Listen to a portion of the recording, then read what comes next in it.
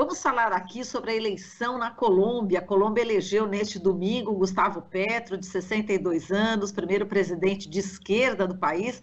O ex-prefeito de Bogotá derrotou o candidato da direita, Rodolfo Hernández, de 77 anos. O Petro obteve 50,44% dos votos e Hernández 47,31%. A gente vai falar sobre essa eleição com André Kaisel, ele que é professor do Departamento de Ciência Política da Universidade Estadual de Campinas, Unicamp. Olá, André, bom dia, seja bem-vindo. Olá, Marilu, bom dia, Rafa, bom dia a todos os ouvintes da Rádio Brasil Atual. É um prazer estar com vocês mais uma vez. Prazer é o nosso, André. Bom, inicialmente, acho que a gente pode falar um pouco sobre a trajetória de Gustavo Petro, né, André? Ele é um ex-guerrilheiro que pela terceira vez aí tentou a presidência da Colômbia, dessa vez conseguiu. Inicialmente, acho que hoje a gente é bom falar do perfil do Gustavo Petro. A gente vai falar aqui vários pontos, né, sobre essa eleição, mas vamos começar. Quem é Gustavo Petro, André? Bom, acho que primeiro é bom retificar algumas informações inverídicas que têm circulado, infelizmente, na grande imprensa brasileira, né? Ontem à noite, o jornal Estado de São Paulo divulgou que Petro é um ex-guerrilheiro das Farc, das Forças Armadas Revolucionárias da Colômbia. Isto não é verdade. Ele pertencia a um outro grupo armado, o M19, o Movimento 19 de Abril, que era um grupo guerrilheiro dos anos 70, 80, e que no final da década de 80, né, depôs as armas e foi para a luta institucional, né, participando do acordo que deu origem à Constituição colombiana de 1991. Mas, infelizmente, né, muitos líderes do M19, inclusive seu candidato à presidência em 94, Carlos Pizarro, foram assassinados pelo paramilitarismo de extrema-direita na Colômbia. Petro, no entanto, sobreviveu e conseguiu se tornar um político na vida institucional colombiana bem-sucedido. Ele foi eleito prefeito de Bogotá, como você mencionou, né, e depois senador por diferentes mandatos, e esta era a terceira eleição presidencial que ele concorria. Em 2014, ficou ali mais ou menos no terceiro, não me lembro agora se terceiro ou quarto lugar, acho que terceiro lugar. Segundo lugar em 2018, chegando ao segundo turno contra o atual presidente Ivan Duque, e agora ganhando eleição contra esse candidato que, enfim, era uma espécie de populista de direita, né, populista entre aspas, enfim, uma figura que se apresentava como outsider, Rodolfo Hernández, né? Então, é uma trajetória antiga, né, e que, de alguma maneira, né, representa, finalmente, não apenas a chegada da esquerda colombiana ao governo, mas a sua inserção definitiva na vida legal, porque a esquerda colombiana, historicamente, foi proscrita, né? Muita gente se pergunta por que a guerra civil na Colômbia se prolongou tanto. Se prolongou tanto porque as forças de esquerda, quando tentavam uma via institucional para chegar ao governo, eram mortas, como foi o caso de Carlos Pizarro, em 2019, como foi o caso dos candidatos da União Patriótica, que é um outro partido foi criado por ex-combatentes das Farc nos anos 80 e 90 também. Então, é uma vitória muito carregada de significados. Exato, vamos lá. Agora, em relação à formação, né, do Gustavo Petro, economista, ele é especializado também em meio ambiente, né? Enfim, ele foi preso, torturado, não é isso, André? E o exílio dele foi na Europa, né? Se não me engano, na Bélgica, não é isso? Sim, é bom mencionar, né, porque é isso, a grande imprensa, tanto na Colômbia como na América Latina em geral, eu dei o exemplo do Estadão aqui no Brasil, o trata sempre como ex-guerrilheiro, né? No caso, até uma jornalista muito ligada ao uribismo, né, Vicky Dávila, na Colômbia, fez um post às vésperas da eleição, né, ex-guerrilheiro ou guerrilheiro ou engenheiro, né, quem será o novo presidente? E aí o próprio Gustavo Petro respondeu a ela no Twitter: olha, eu sou economista. Ele é formado em economia e, como se disse, especializado em meio ambiente, e isso ficou muito forte no discurso da Vitória ontem, em que ele deu muita ênfase à importância da justiça ambiental ao lado da paz, da justiça social, como tripé do seu programa, do que ele considera um governo da vida, né? Como sendo aquilo que vai orientar o seu governo, e falou bastante dos temas ambientais, inclusive nas relações internacionais com os Estados Unidos e com os países latino-americanos. Então, podemos esperar, né, um governo que procurará, em alguma medida, atender às demandas dos movimentos ambientalistas, dos povos tradicionais, da conservação ambiental como um dos eixos da sua atuação. Exato, e eles já falou, né, um país menos extrativista, né, e com mais ênfase, como você falou, nessa questão aí do meio ambiente, um outro modelo, né, um outro modelo econômico para o país, né, e baseado também numa reforma agrária, né, quer dizer, vai lá no dedo na ferida aí também, não é isso, André? Sem dúvida, quer dizer, a questão da terra na Colômbia é uma questão, como toda a América Latina, né, secular, desde o período colonial, e que foi uma dos motores do longo conflito armado, desde os anos 50, 60 até hoje, né, a expulsão de camponeses das suas terras pelo latifúndio e, mais recentemente, pela mineração, né, com o uso do paramilitarismo para isso, né? É o país que mais mata líderes camponeses, sociais e sindicais na região, tá, quiçá no mundo, né?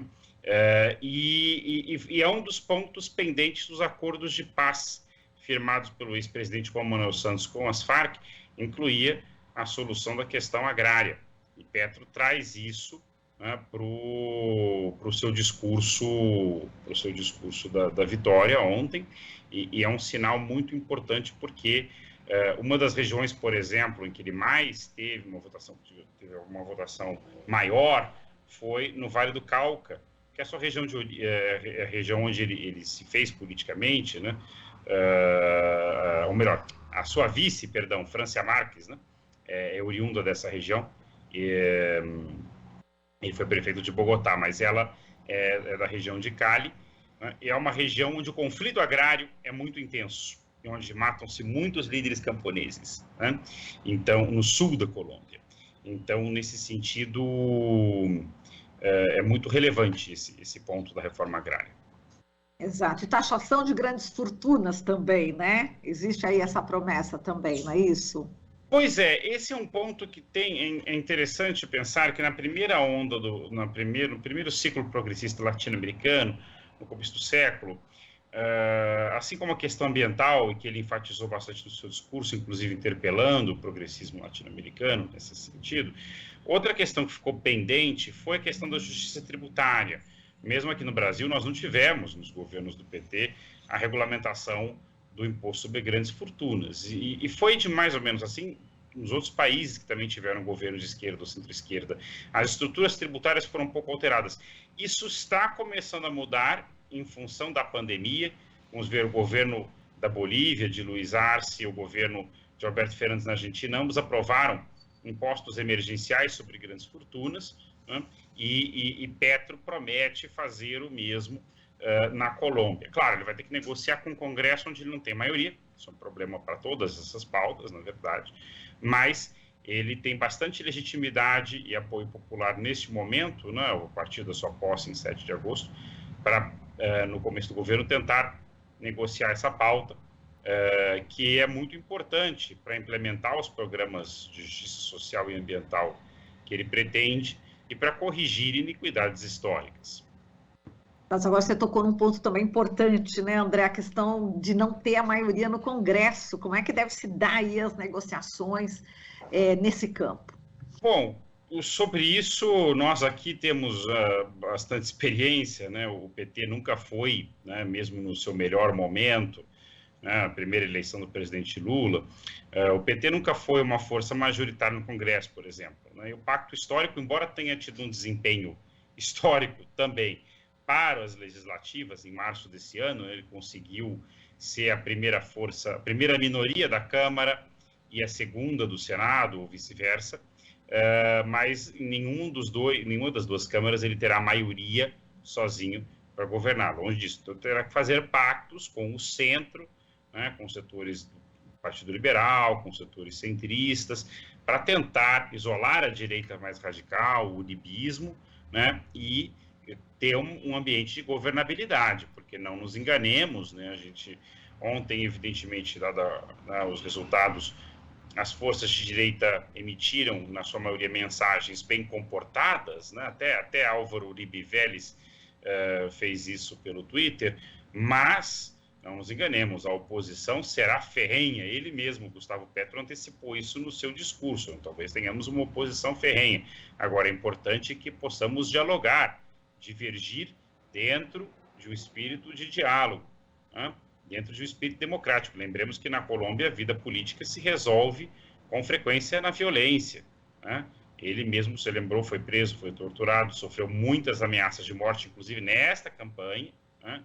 Então, não é algo menor que se institua um espírito de diálogo e nesse sentido, um acordo, né, de convivência, né, e entendimentos mínimos com os setores de oposição será fundamental.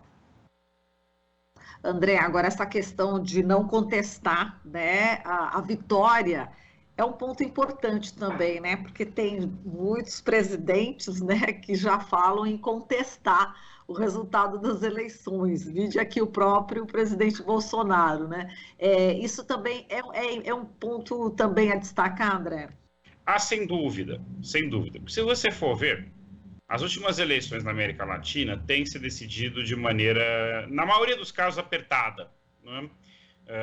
Com exceção, talvez, da Bolívia, em 2020, em menor medida a Argentina. Se formos olhar em 19, todas as outras eleições, Uruguai em 19, Equador, onde a direita ganhou em 2021, no Peru, nem se fala, em 2021, Pedro Castillo ganhou por menos de 0,5%, algo assim, né? No Chile foi uma diferença maior, 55-45, mas num clima de polarização muito grande. Então, o acirramento das disputas, aqui na Colômbia 50,5, 4 a 47,3, ou seja, são eleições bastante acirradas, né? E nesse clima é muito importante que haja respeito ao resultado, né? Agora, nós temos aqui no Brasil um presidente que já antecipa que não reconhecerá um resultado em que ele perca.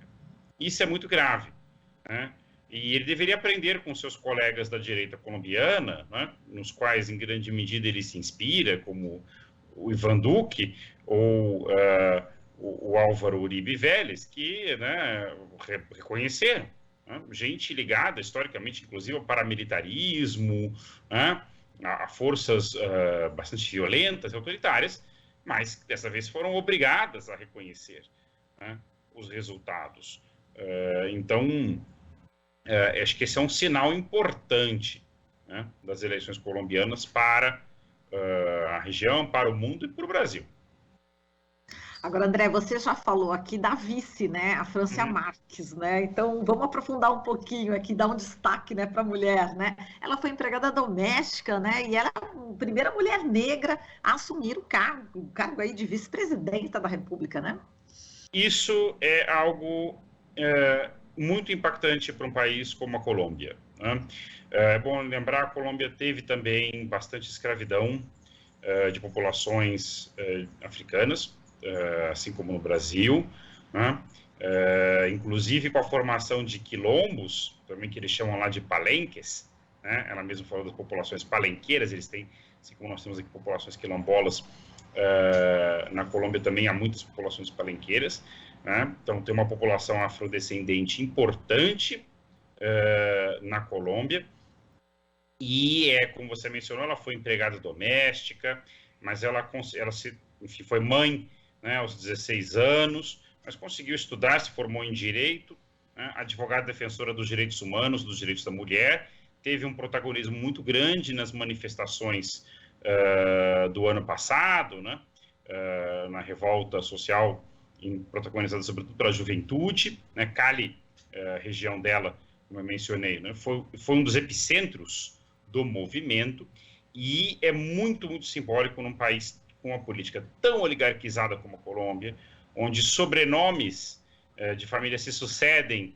há um século na presidência, que uma mulher negra, uma ex-empregada doméstica, uma pessoa com essa origem social, né, de classe, racial, etc., chegue à vice-presidência. É muito, muito impactante, né? E acho que ela terá um papel importantíssimo nesse governo, no sentido, inclusive, de fazer o diálogo com as bases sociais, com o movimento feminista, com os movimentos de juventude, o movimento negro, indígena, camponês, etc. Exato, indígenas, que você acabou de falar agora, né? A gente viu aí bandeiras, né? Eles carregando bandeiras, enfim, para comemorar essa vitória do Petro, né? Ontem, enfim, a gente está vivendo um massacre aqui no país, né? Aqui no Brasil, um massacre indígena mesmo.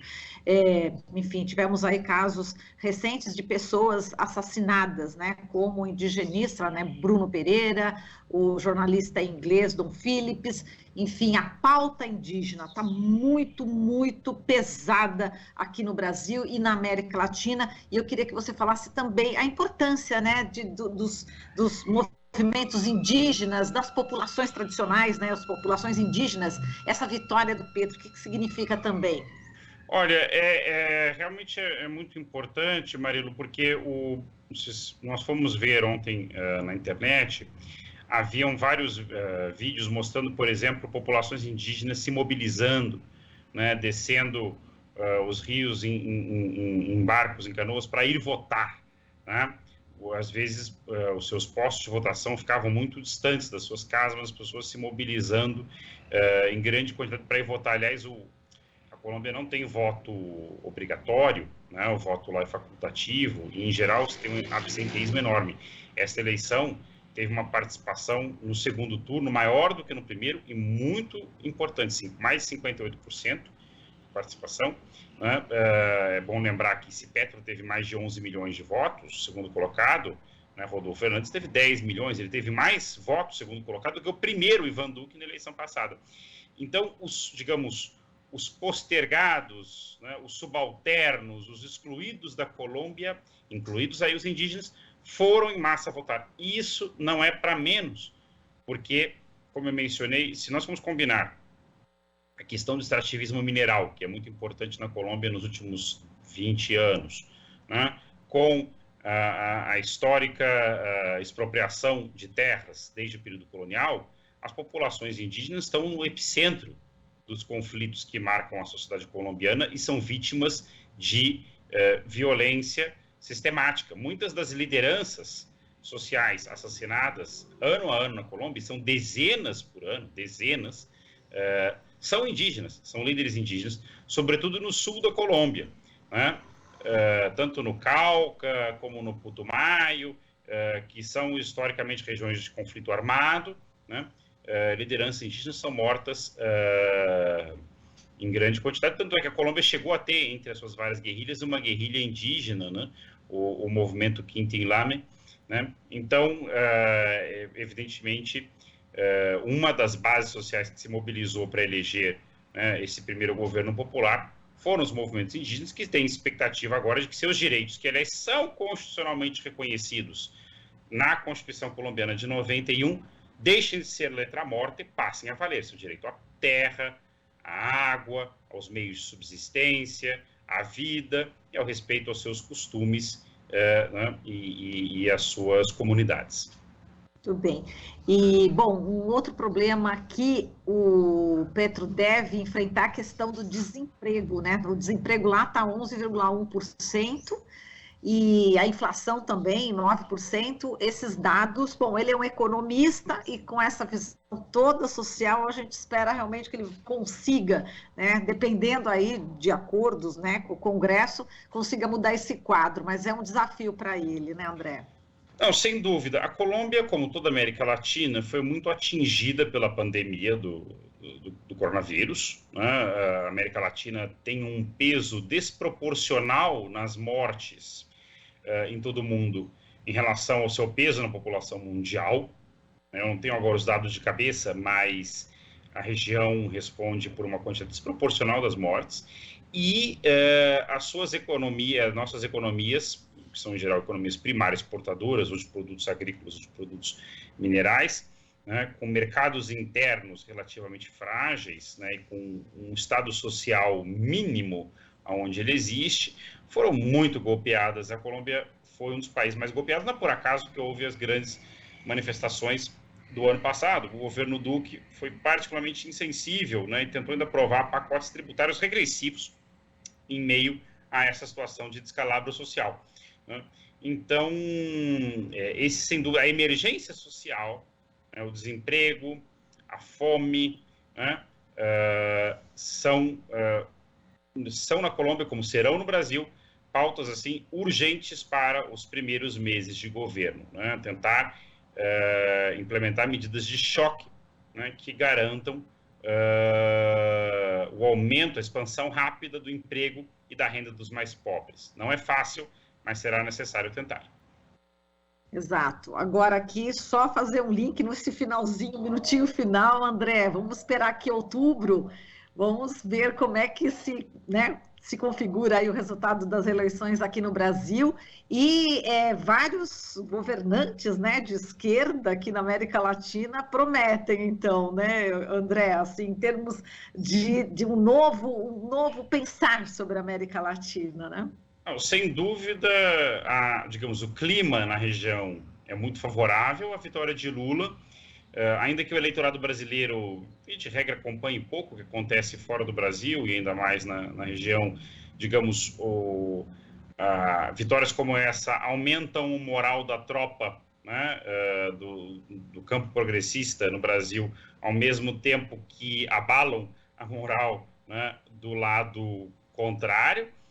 Então, isso, sem dúvida, fortalece, né, a candidatura a Lula e, ao mesmo tempo, uma eventual vitória de Lula, numa situação inédita em que um país como a Colômbia, que sempre foi um bastião da direita, por exemplo, assim como o Peru, México, Chile, tem governantes mais ou menos progressistas, além de Argentina e Bolívia, que voltaram a ter, entre outros, cria um ambiente muito favorável, como há muito tempo não se via, para avançar na integração regional, para revitalizar o Mercosul, recriar a Unasul, que foi extinta pelos governos de direita, fortalecer a CELAC, que é a Comunidade de Estados Latino-Americanos, e rumar para uma integração, inclusive num patamar superior àquela que nós tivemos no ciclo progressista anterior. E por quê? Porque o mundo está em crise de uma maneira muito mais profunda, né? Quer dizer, o ambiente econômico favorável que havia nos governos de Lula, Chávez, Kirchner, Evo Morales, etc., não está dado, pelo contrário, um ambiente internacional extremamente turbulento, com guerra na Ucrânia, com uma reconfiguração profunda da geopolítica mundial, e, nesse sentido, a integração regional se torna ainda mais urgente para que a América Latina consiga se manter à tona nesse mar revolto, né? Então, toda a expectativa aí para as eleições de outubro, para que nós, quem sabe no primeiro turno, consigamos vencer as eleições, né? Se não no primeiro, certamente no segundo, e para que esses resultados sejam respeitados, para que as Forças Armadas, para que o bolsonarismo entenda que o custo de não respeitá-las é insuportável para o país e para o mundo. André, a gente agradece aqui demais toda a sua análise a respeito aí da vitória de Petro na Colômbia. Se pudo, né? Como eles estão dizendo, né? Exatamente, Marilu. Si se puede, si se pudo. E aqui também se poderá. Tá certo, André. Muitas graças. Muito obrigada pela sua participação. Forte abraço e até uma próxima oportunidade. Eu que agradeço, Marilu, um abraço a você, sempre um prazer conversar contigo e com os ouvintes da Rádio Brasil Atual. Muito obrigada, prazer é o nosso, André. A gente falou aqui com o André Kaiser, professor do Departamento de Ciência Política da Universidade Estadual de Campinas, Unicamp.